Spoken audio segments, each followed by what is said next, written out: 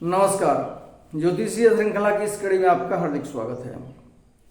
उद्यम तथा द्रव्यादि उपार्जन इस विषय के अध्ययन के क्रम में आइए अब शत्रु के द्वारा धन एवं सुख की प्राप्ति जातक को कैसे होती है तथा आकस्मिक धन की प्राप्ति जातक को कैसे होती है, इससे संबंधित ज्योतिषीय सूत्रों का अध्ययन करते हैं। पहला है शत्रु के द्वारा धन एवं सुख की प्राप्ति।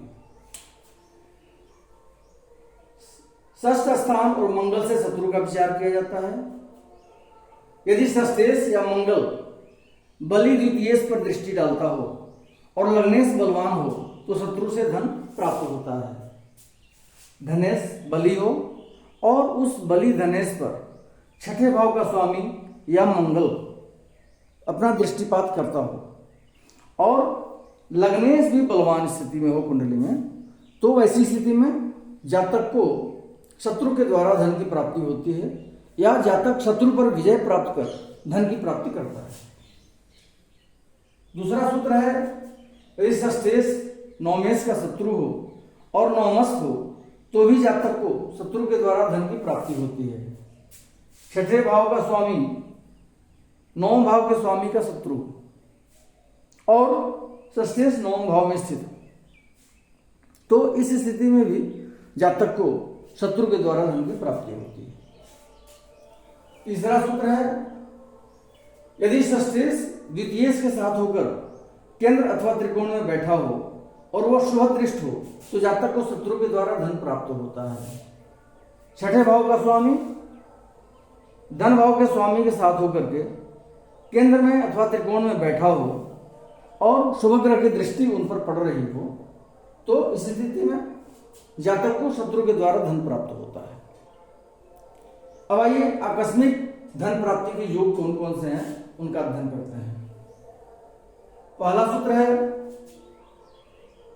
आकस्मिक धन जैसे पृथ्वी में गड़ी हुई संपत्ति, जुआ, लॉटरी इत्यादि से धन का विचार पंचम स्थान से किया जाता है।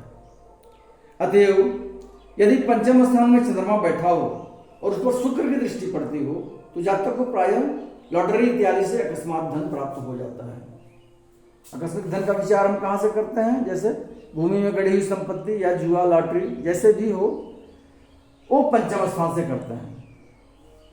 इसलिए यदि पंचम स्थान में चंद्रमा बैठा हो और उस पर शुक्र की दृष्टि पड़ रही हो तो इस स्थिति में जातक को प्रायः लॉटरी इत्यादि से अकस्मात धन की प्राप्ति होती है।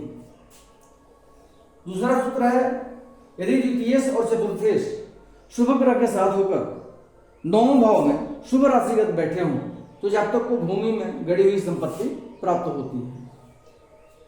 द्वितीय भाव का स्वामी और चतुर्थ भाव का स्वामी ये दोनों किसी शुभ ग्रह के साथ होकर के और भाग्य स्थान में बैठे हों, नौम भाव में बैठे हों तो वैसी स्थिति में जातक को भूमि में गड़ी हुई संपत्ति मिलती है।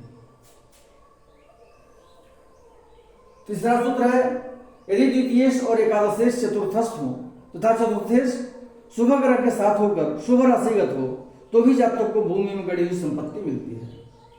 द्वितीयेश और एकादशेश धन भाव का स्वामी और आय स्थान का स्वामी दोनों एक साथ होकर के चतुर्थ भाव में बैठे हों और चतुर्थेश जो है सुखेश शुभ ग्रह के साथ होकर के और शुभ ग्रह की राशि में बैठा हो तो भी जातक को भूमि में गड़ी हुई संपत्ति मिलती है। चौथा है, यदि एकादशेश चतुर्थ स्थान में हो और शुभ ग्रह से युक्त हो तो भी जातक को भूमि में गड़ी हुई संपत्ति प्राप्त होती है। आय स्थान का स्वामी यदि चतुर्थ भाव में बैठा हो और शुभ ग्रह से युक्त हो, माने उसके साथ शुभ ग्रह भी बैठा हो तो ऐसी स्थिति में जातक को भूमि में गड़ी हुई संपत्ति प्राप्त होती है। और हम जानते हैं कि चतुर्थ स्थान को हम पाताल स्थान के नाम से भी जानते हैं। कुंडली में लग्न को उदय बोलते हैं, सप्तम को अस्त बोलते हैं, दसम को आकाश बोलते हैं और चतुर्थ को पाताल बोलते हैं।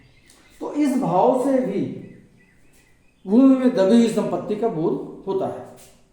अब ये तीन सूत्रों में जो है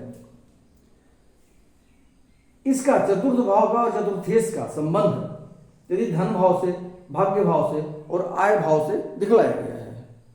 तो इससे यह बोध होता है कि यदि चतुर्थ या चतुर्थेश का संबंध किसी भी प्रकार से अगर धन स्थान से, भाग्य स्थान से और आय स्थान से जुड़ता है तो इस स्थिति में जातक को भूगर्भ की संपत्ति प्राप्ति होती है। पांचवा सूत्र है, यदि लग्नेश द्वितीयस्थ हो और द्वितीयस्थ एकादशस्थ हो तथा एकादशेश लग्नस्थ हो तो जातक को भूगर्भ की संपत्ति प्राप्त होती है। लग्न स्थान का स्वामी धन भाव में बैठा हो, धन स्थान का स्वामी आय स्थान में बैठा हो और आय भाव का स्वामी लग्न स्थान में बैठा हो। इस प्रकार का त्रिकोणात्मक संबंध बन रहा हो कुंडली में तो जातक को भूमि में दबी हुई संपत्ति की प्राप्ति होती है। अगले वीडियो में हम भाग्योदय से संबंधित जातक का देश या विदेश में भ्रमण, इसके संबंधित कौन कौन से ज्योतिषीय सूत्र होते हैं उनका अध्ययन करेंगे। नमस्कार।